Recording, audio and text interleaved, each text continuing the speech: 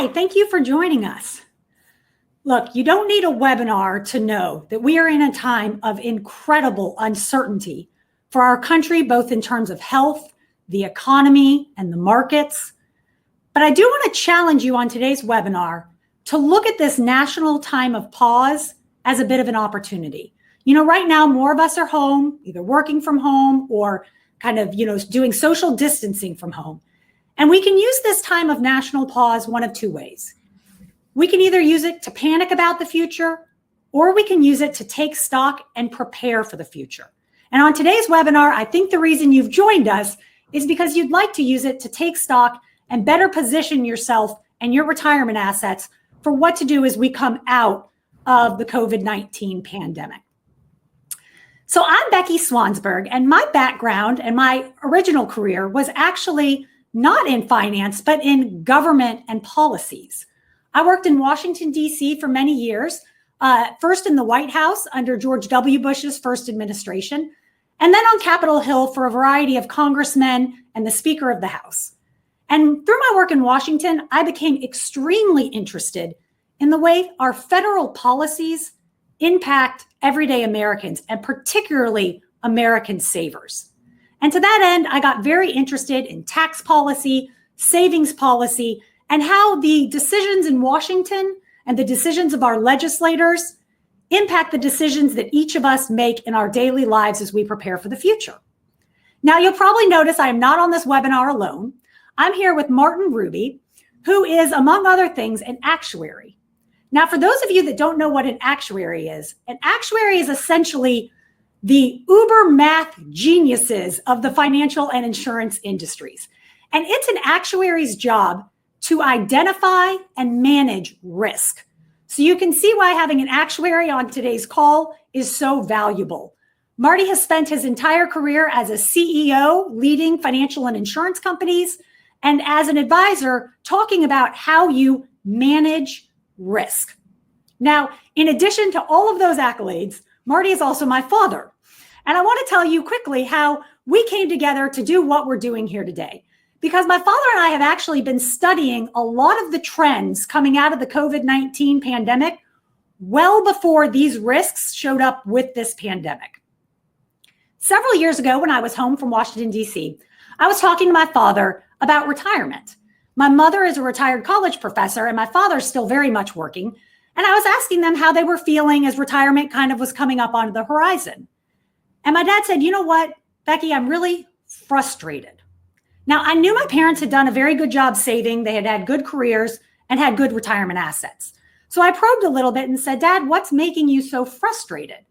And I don't know if you remember this, Marty, but he said, the problem is now that my friends are starting to retire, that we're starting to access our IRAs and 401ks, I realize we have built a gigantic tax burden inside of these accounts. And I don't know if you remember telling me this. You said, I feel like, and I loved this line, I feel like my IRA has a silent partner, and that silent partner is the IRS. And suddenly the IRS is going to take a big portion of what I've saved. So I asked my dad out of curiosity, about how much do you think you're going to owe the IRS? And he said, that's why I'm so frustrated. I don't know, and there's no way for me to really find out. And that's what set us on this journey. So using my legislative background and policy background and my father's actuarial and math analysis skills, we started to create models that could evaluate for my parents the kinds of taxes they might pay in retirement from their current accounts. Now, we'll tell you a little bit later on today's webinar how you can actually use these models to evaluate how many taxes you might owe in retirement. But for right now, what it's important to know is that we came together and really analyzed for my parents the kinds of taxes and the kinds of income streams that they might generate. Now, once we had done that, we realized that a lot of my uncles and my parents' friends, they kind of wanted that done for them as well. And we realized that we had a message that deserved a much broader audience. So we came together and wrote 2 books. This most recent of which you see on the screen is the No Compromise Retirement Plan. And it really looks at the compromises that savers like you are making in your retirement accounts and what to do about them for the future. So what I'd like to do now is turn it over to Marty. We have been spent the past 2 years traveling all across the country until COVID-19 has kind of kept us now in the office, but traveling across the country, talking to savers like you about these compromises and about the risks that they face and need to address to be well prepared for what the future brings. So I'm going to let Marty share his actuarial insights into what's going on right now in the market, what unique challenges and risks you need to be prepared for, and what the long-term solution is going to be as you position yourself to come out of this pandemic well positioned for the future. So Marty? Becky, thank you, and welcome everyone. When we wrote this book, it was directed specifically at the fact that most people, most baby boomers, and that's kind of what this No Compromise Retirement Plan book is aimed at. Most of these people, most of us, have saved through what we call tax-deferred savings. Things like 401ks, IRAs, basically plans where you put money in, you get a tax deduction when you put the money in. You don't save tax, you defer tax. And then the money grows, and in retirement, when you start taking that money down, you pay tax on both what you put in and all that growth. That's tax-deferred saving. And for most people, that's the bulk of their retirement savings are in these tax-deferred accounts. Now, what none of us, I think, realized is that because of how we save through these tax-deferred accounts, it's forced us to make compromises. And that's what this book is about, is the compromises we're forced to make because of how we save through these tax-deferred accounts. Now, today, I want to talk about two of the major compromises. Later on, you'll learn how to get a complimentary copy of this book, and we go into more detail about these. But let's just cover two of these compromises today. One I'll talk about in a little while, Becky and I both, are taxes. But the first one I want to concentrate on is the one that's kind of obvious out there today, and that is the compromise we make between growing our money. As we're saving money, we know we have to get it to grow, and usually that means you got to be in the stock market. But that means you got to take on a lot of risk. However, as you get nearer retirement and in retirement, you got to start taking that risk off the table. We can't afford another large drop like we've recently had, and you don't have time to make it up. So what does that mean? You get into safer instruments. Maybe it's a CD, maybe it's annuities, maybe it's high-grade corporate bonds, or what have you. But here's a problem. Interest rates are at record lows. So if you want protection, you want that safety, you got to give up the yield. So this compromise we're going to talk about is, do you go for growth but risk, or protection but lose all the yield? So let's start with the growth part. And I want to bring up a slide here. And this slide is, this slide shows the S&P 500 index total return with dividends between 2000 and 2019. And this is the close of market as of the end of last year. So it's a 20-year measure of the market. And for most people, most professional money managers, when you say, well, how'd you do this year? This is what they compare it to. The index of the 500 largest companies, publicly traded companies in the United States. And the reason why we picked this particular period is up until recently, we thought, well, this is pretty representative. We have two big bear markets, the dot-com bubble burst of 2000 and 2002, and the financial meltdown of 2008, and two bull markets. In fact, as of the end of last year, we were in a historic bull market. It was the longest bull market in U.S. history. And so the first thing I want to point out to people is, after 20 years being at the all-time record high at the end of last year, the market did only return about 606. In other words, only about 6% over that 20-year period. For a lot of people, that's less than they would have thought. They've always heard, well, the market is double digit and this and that. But the fact is, that's the numbers as of the end of last year. But here's the problem. If, like most of you, I know I've saved in tax-deferred accounts, that 6.06 doesn't all belong to us. A portion of it belongs to the IRS. You've got to pay tax on that return. Now, for purpose of what I'm going to talk about today, I'm going to use an average 25% state and federal tax rate. For some of you, it may be higher, some of you may be lower, but let's use that as an average. That means that a quarter of that 6.06 belongs to the IRS. So in reality, we've only really are only going to earn about 4.5% over these last 20 years after taxes. But there's more than that. If you're in a 401k, an IRA, or any kind of financial instrument, there are expenses. Everybody charges expenses, whether they're hidden within the product itself or explicit, there are expenses. They could range from 0.5%, 1.5%. It varies all over the lot. But here's my point.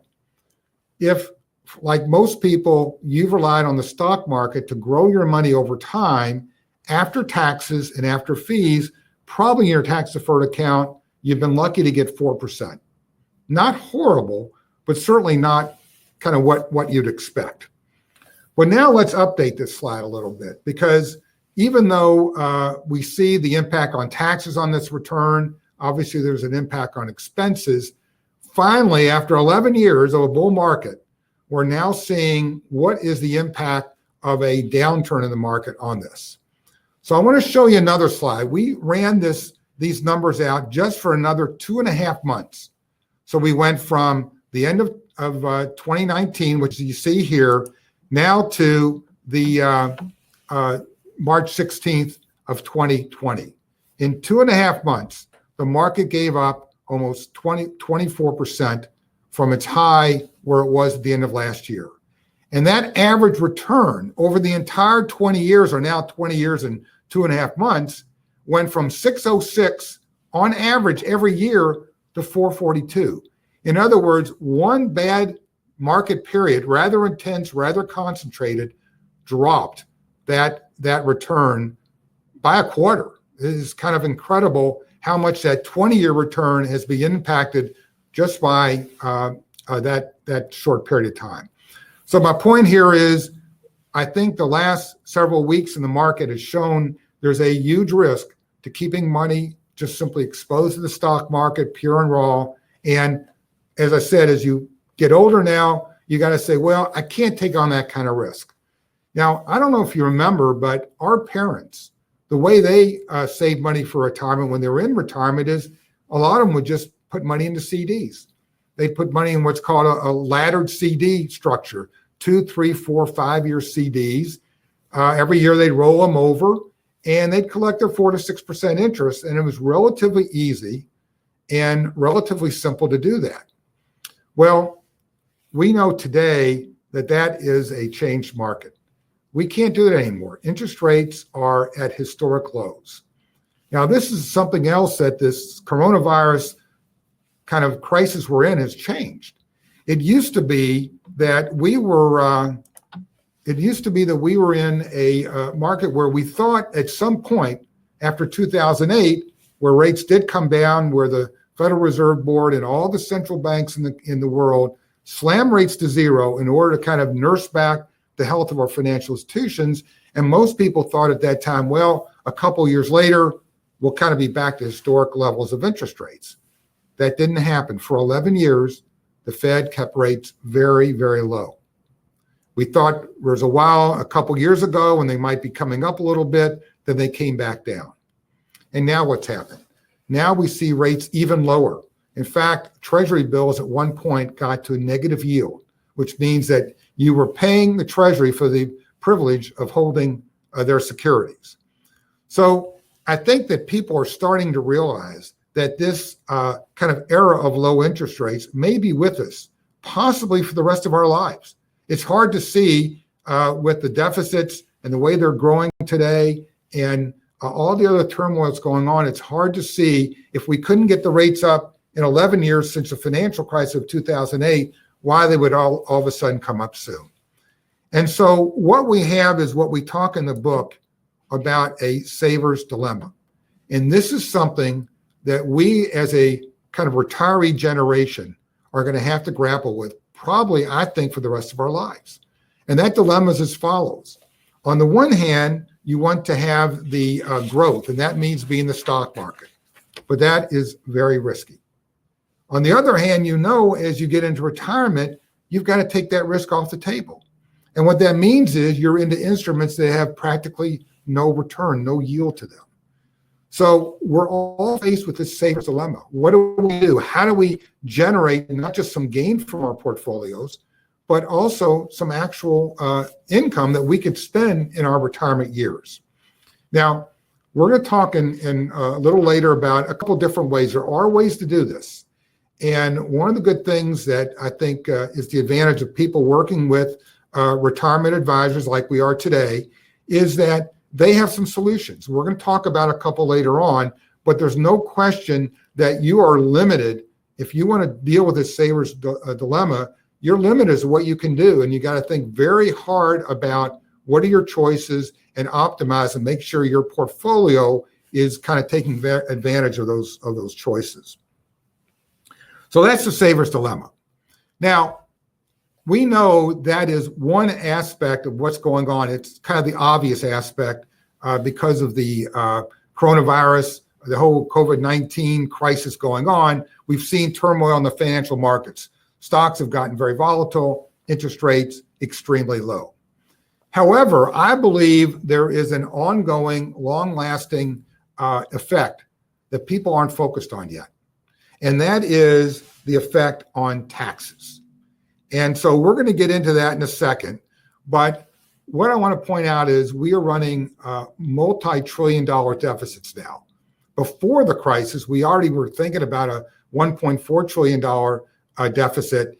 Now, I think that with the stimulus bills passed and with the fact that in a recession, deficits tend to go up anyway, you could be looking at a $4 trillion plus deficit, and certainly levels very, very high compared to history beyond that. Now, I think as baby boomers, we understand that we've eventually got to pay for this somehow. And in fact, when I turn this over to Becky, I want to point out a quote by our Treasury Secretary, Steve Mnuchin. He said, "In different times, we'll fix the deficit. This is not the time to worry about it." Well, ladies and gentlemen, I think what we're going to show you for the remainder of this presentation, how you are going to have to think about it, because you're not just worrying about the next few months, you're worrying about the rest of your retirement life. So Becky, I'll turn it over to you. Yeah, thank you, Marty. So I feel like the market right now is the risk you know. You turn on CNN, Fox News, everywhere talking about market, the impact it's had to savers. But taxes are really the long-term impact of COVID-19 in today's environment. Because if you think about it, we are taking on trillions of dollars of new debt at this time. And when the Treasury Secretary talks about now's not the time to worry about it, the time will come to worry about it. And when the time comes to worry about the trillions of dollars in new debt that we've assumed in the last month or so, how are we going to go ahead and worry about that? Well, the only way the government knows how, by increasing revenue, which means increasing taxes. And so I want to talk a little bit from my background about some tax policy and what we might expect in the future with taxes. Now, all of us on this call today, you, me, Marty, we've all really been trained to think about taxes in a certain way when it comes to our retirement savings. And it's really the foundation of all of tax deferred savings. And that's the idea that while we're saving, we will be in a higher tax bracket than when we're retired. That's why 401ks, IRAs, and other tax deferred accounts make sense. I am not paying taxes today when I'm in a higher bracket. I'm going to defer them to the future when I'm in a lower bracket. Is that true? Now, when I think about my grandparents, it was certainly true for them.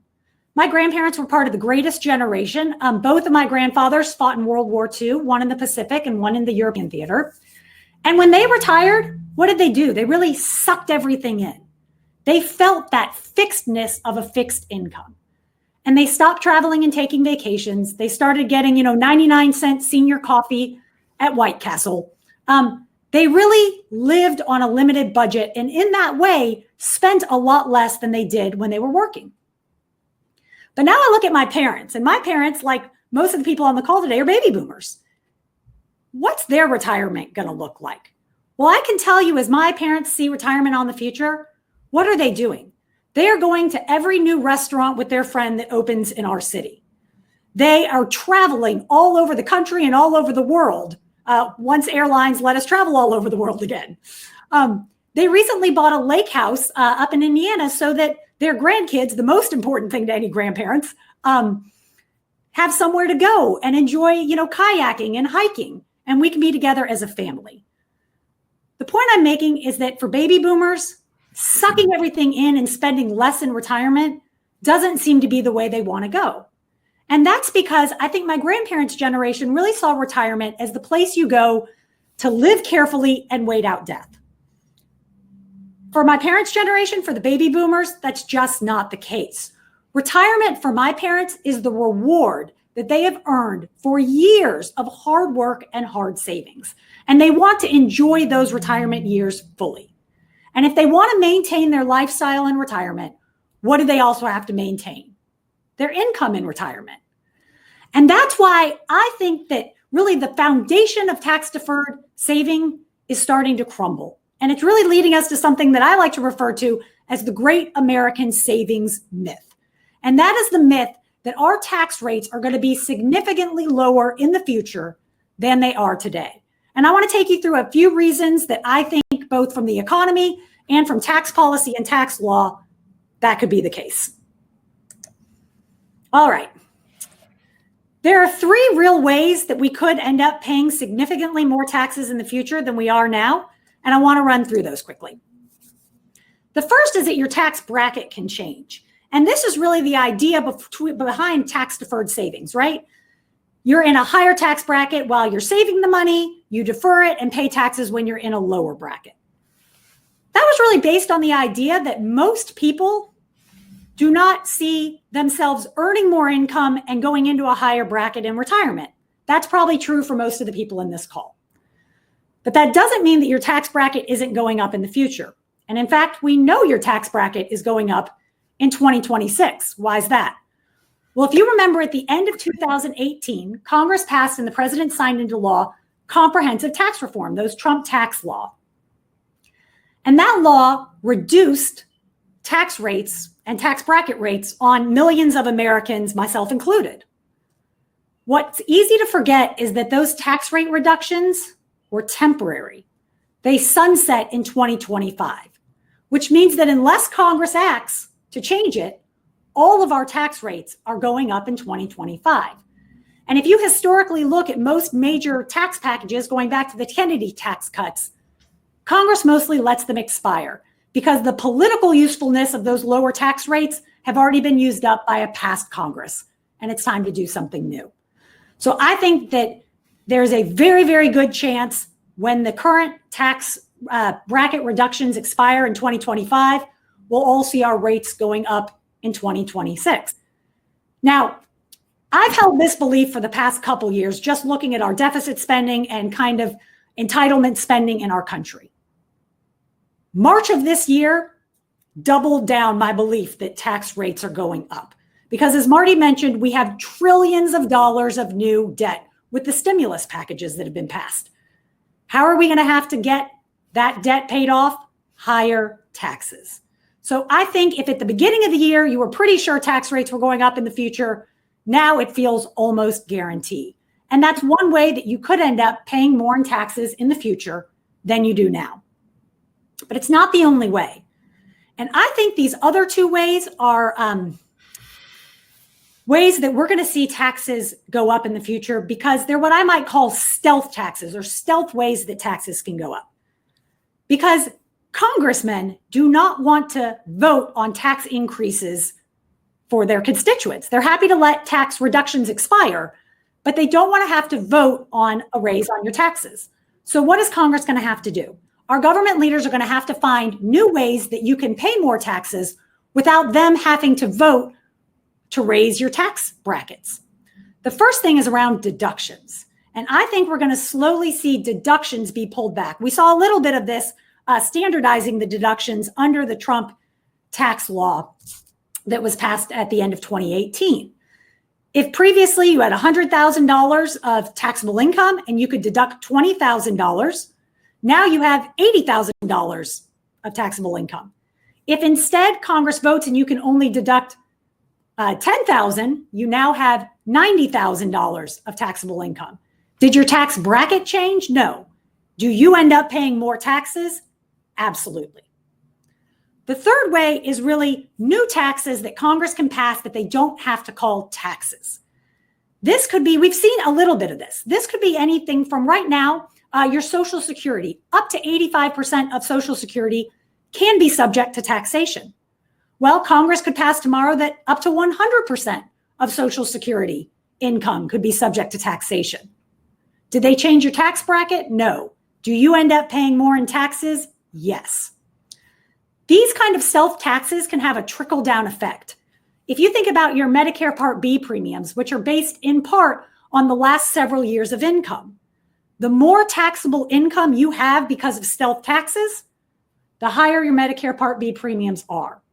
The net is there is a lot of ways that Congress can deliver less money to your pocket and more money to the IRS without ever touching your tax brackets.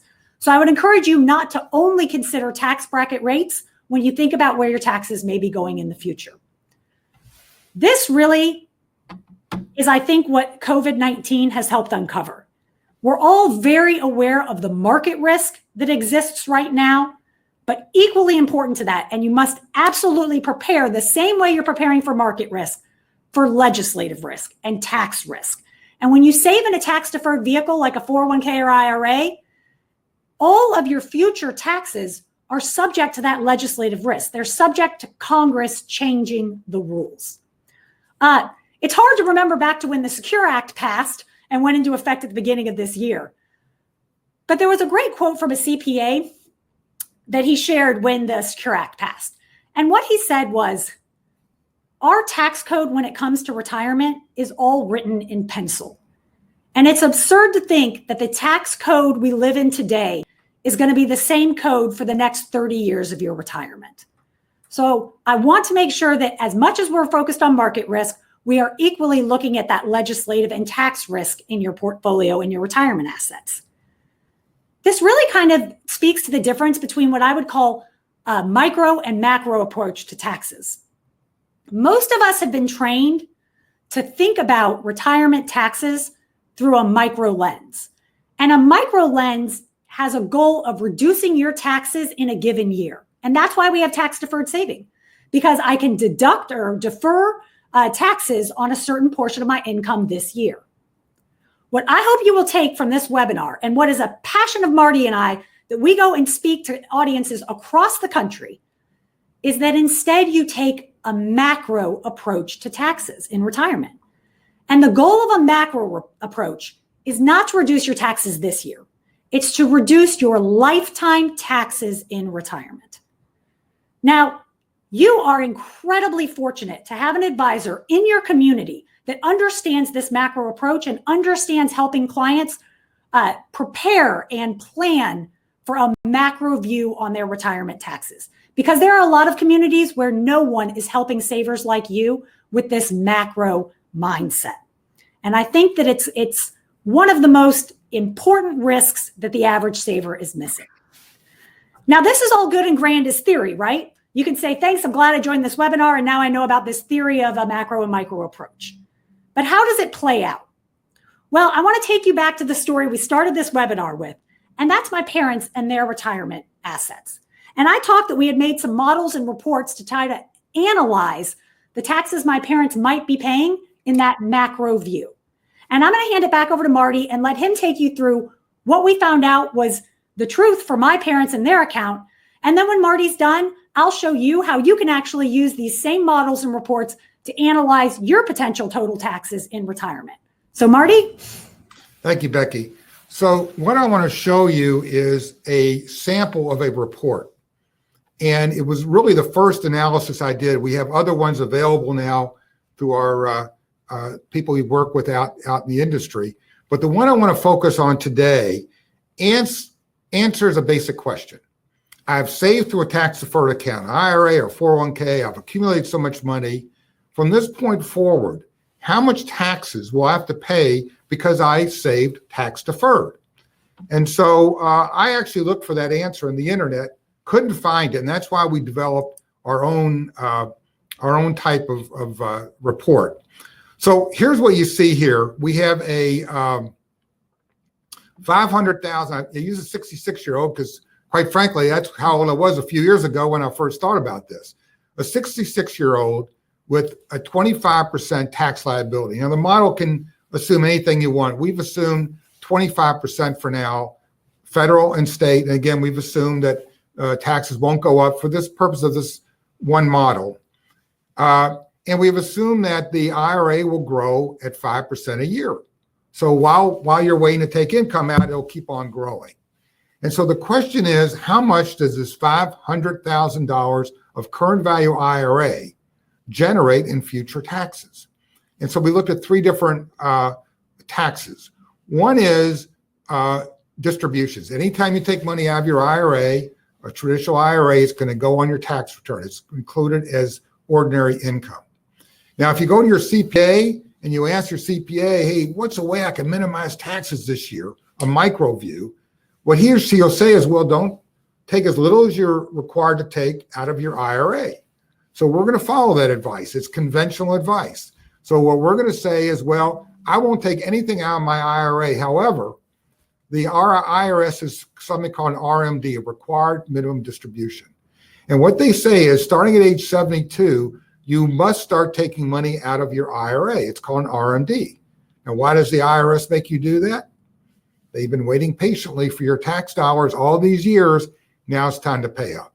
So on the first distribution, we assume you're going to wait as long as you can, but then you're going to start taking out your RMDs, your required minimum distributions, starting at age 72. The second component of this first report we're going to show you looks at, okay, it's a savings model. So we're going to take that money out, pay the tax on it, on the RMD, and then redeposit that money in a taxable account. Because once the money's out of the IRA, you can't just put it back in. You have to now deal with the fact that it's no longer sheltered from taxes. And finally, when you die, and we assumed here in this case, the account holders will live to age 90, but when you die, whatever remaining value is in the IRA, your beneficiaries have to pay tax on. You don't get out of taxes, well, you do, but your family doesn't get out of paying taxes by you dying.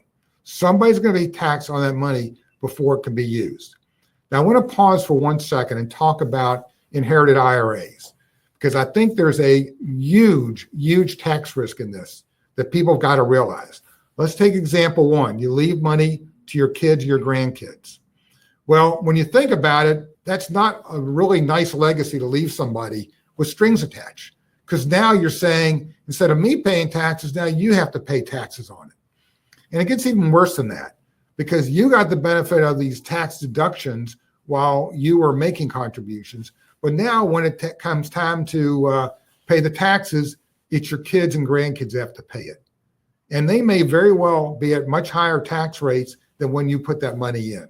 So again, leaving an IRA to a beneficiary like that, in terms of how it looks from a legacy viewpoint and how it looks from simply the tax burden they now have to take up, not so good.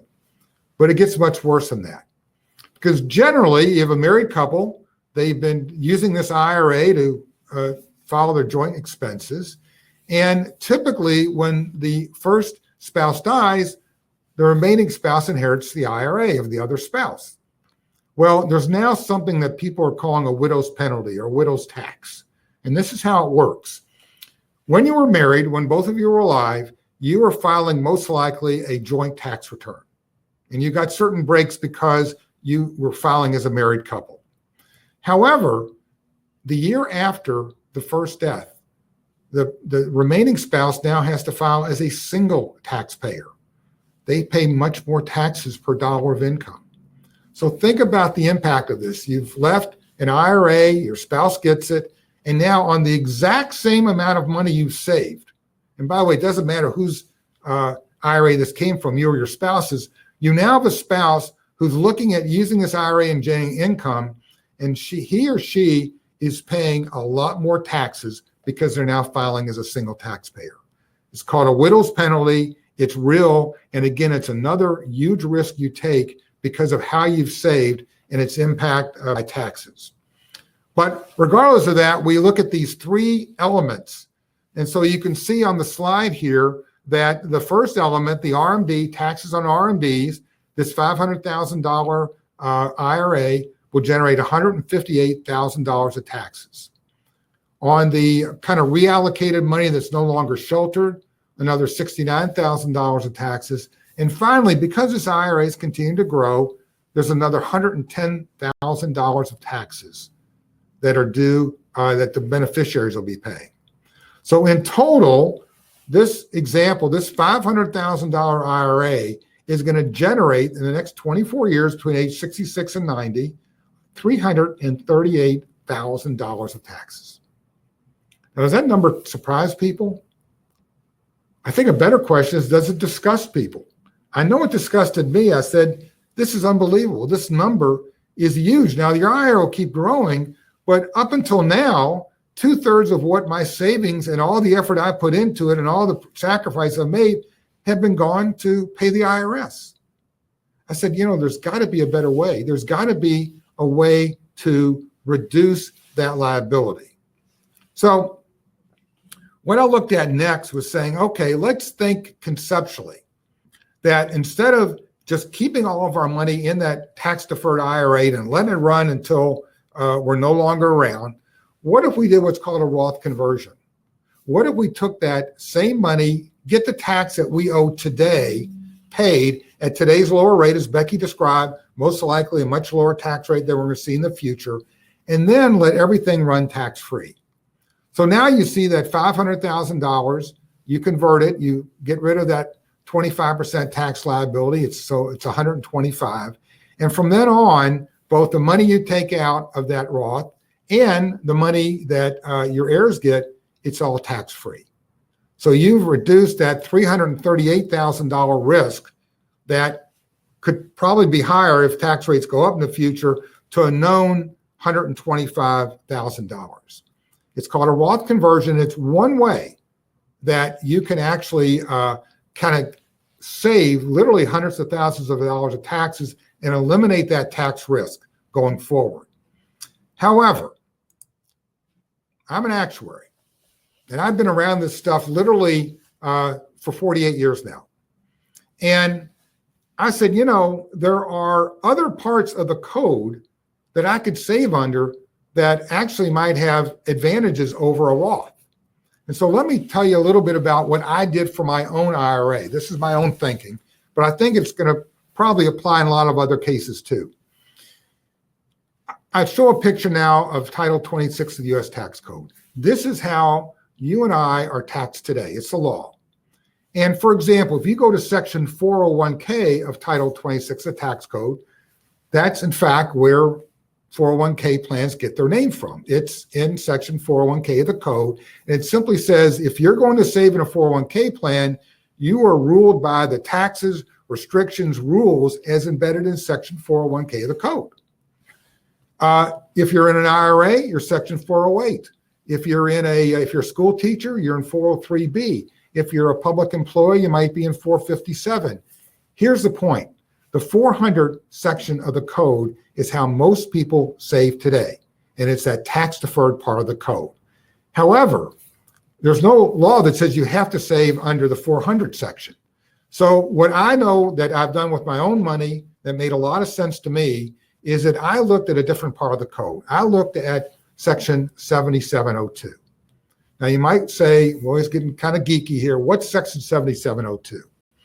I will tell you what it is, and I will tell you, as running the numbers, at least for me, it made a huge difference. 7702 is the tax law that covers life insurance.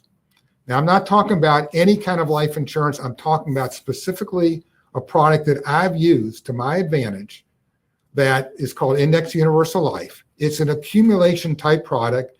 Like an IRA, it's designed to derive income from while you're alive. However, because you're under Section 7702, similar to a Roth, once you're in, there's no more taxes. Either the money you received during your lifetime or the money left as a legacy to your heirs. There are also some other benefits to Index Universal Life. We go through in a lot more detail in the book, but just let me tell you that it does answer this saver's dilemma because it protects you when the market goes down. It provides a true legacy value for your heirs over and above the money you've been spending down in your account during retirement, and it provides long-term care benefits. So anyhow, I just want to kind of let people know there are alternatives out there. When you sit down with your retirement advisor, they'll go through all of this. But I just want you to keep an open mind, because I think you'll see that there are ways to take advantage of other parts of the code that are not necessarily in the 400 section.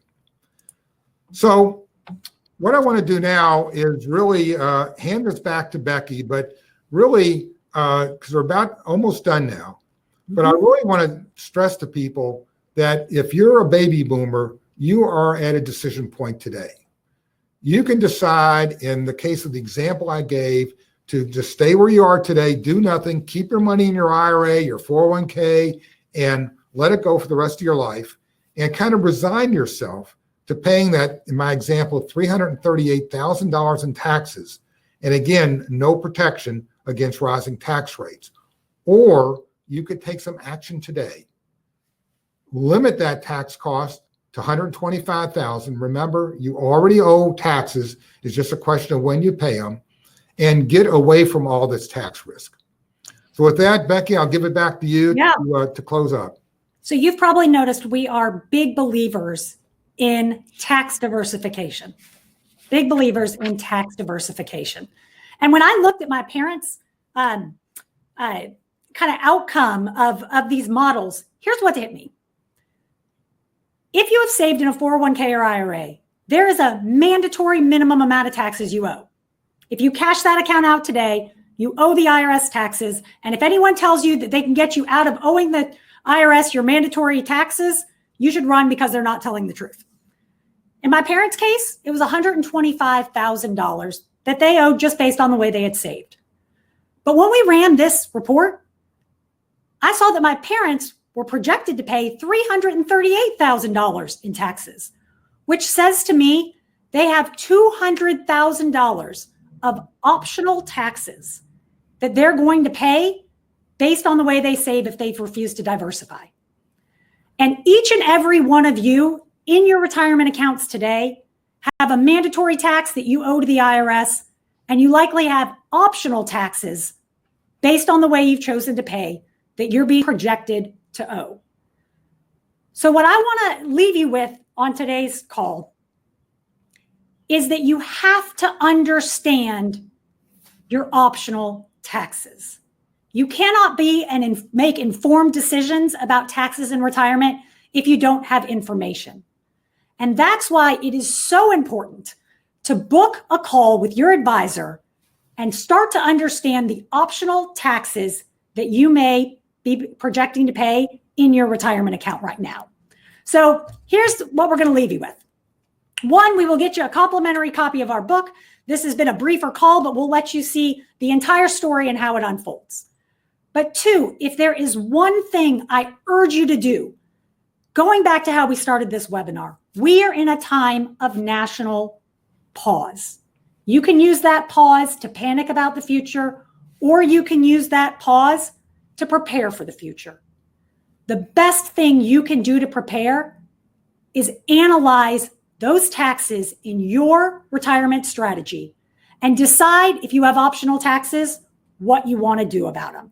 So you see a link on your screen right now. Click that link, schedule a brief call with your advisor. They'll go into everything that you need to know about that macro approach to taxes. Now, I want to tell you, there are very few select advisors across the country that Marty and I work with to give access to these models and these reports. I get asked a lot, why is it only a select few? And the answer is there are not that many advisors in our country that truly understand the macro importance of tax diversification. Do not waste the opportunity that you have an advisor like that in your community. Book your call, get a copy of the book, understand your taxes and how market is going to impact your income, and be better prepared for the future. Now, I mentioned my greatest desire for you is for you to make informed decisions, and to do that, you need information. So I want to leave you with one of my very favorite quotes. If you've ever heard of Judge Learned Hand, he's a district court judge and is one of the most quoted judges from the U.S. Supreme Court. And he has a great quote that I think speaks directly to where we are today in the COVID-19 pandemic. And he said there are two systems of taxation in our country, one for the informed and one for the uninformed. Please use this time of national pause to be informed, to be prepared, and to position yourself for success of what comes next. Thank you so much for joining us. Be sure to book your call with your advisor. Have a great day.